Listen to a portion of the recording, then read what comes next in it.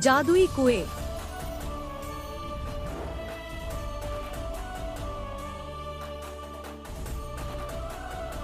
एक बार राजा कृष्णदेव राय ने अपने गृह मंत्री को राज्य में अनेक कुएं बनाने का आदेश दिया।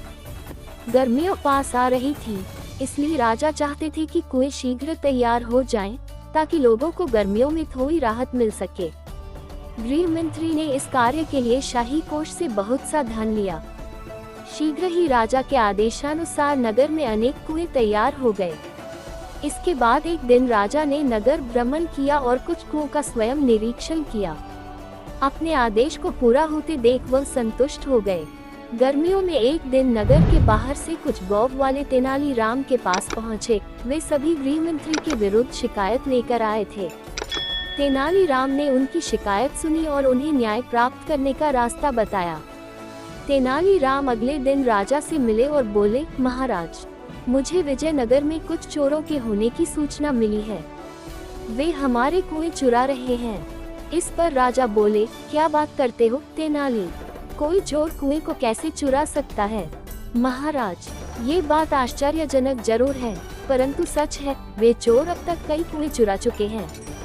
तेनालीराम ने बहुत ही भोलेपन से कहा। उसकी बात को सुनकर दरबार में उपस्थित सभी दरबारी हंसने लगे। महाराज ने कहा, तेनालीराम, तुम्हारी तबीयत तो ठीक है, आज कैसी बहकी बातें कर रहे हो? तुम्हारी बातों पर कोई भी व्यक्ति विश्वास नहीं कर सकता।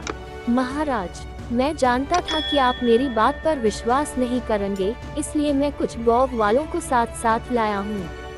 वे सभी बाहर खड़े हैं। यदि आपको मुझ पर विश्वास नहीं है, तो आप उन्हें दरबार में बुलाकर पूछ लीजिए। वह आपको सारी बात विस्तार पूर्वक बता देंगे। राजा ने बाहर खड़े गौव वालों को दरबार में बुलवाया। एक गौव वाला बोला, महाराज, गृह मंत्री द्वारा बनाए गए सभी कुएं समाप्त हो गए हैं, आप स्वयं देख सकते हैं।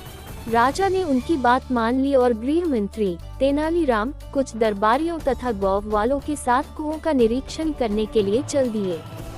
पूरे नगर का निरीक्षण करने के पश्चात उन्होंने पाया कि राजधानी के आसपास के अन्य स्थानों तथा गांवों में कोई कुआं नहीं है। राजा को ये पता लगते देख गृह मंत्री घबरा गया।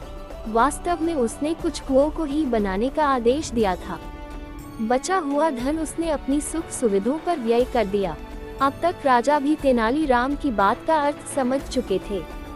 वे गृह मंत्री पर क्रोधित होने लगे। तभी तेनालीराम बीच में बोल पड़ा, महाराज, इसमें इनका कोई दोष नहीं है। वास्तव में वे जादुई कुएं थे, जो बनने के कुछ दिन बाद ही हवा में समाप्त हो गए। अपनी बात समाप्त कर तेनालीराम गृह मंत्री की ओर देखने लगा। गृह मंत्री ने अपना सिर शर्म से झुका लिया। राजा ने गृह मंत्री को बहुत डांटा तथा उसे 100 और कुएं बनवाने का आदेश दिया। इस कार्य की सारी जिम्मेदारी तेनालीराम को सौंपी गई।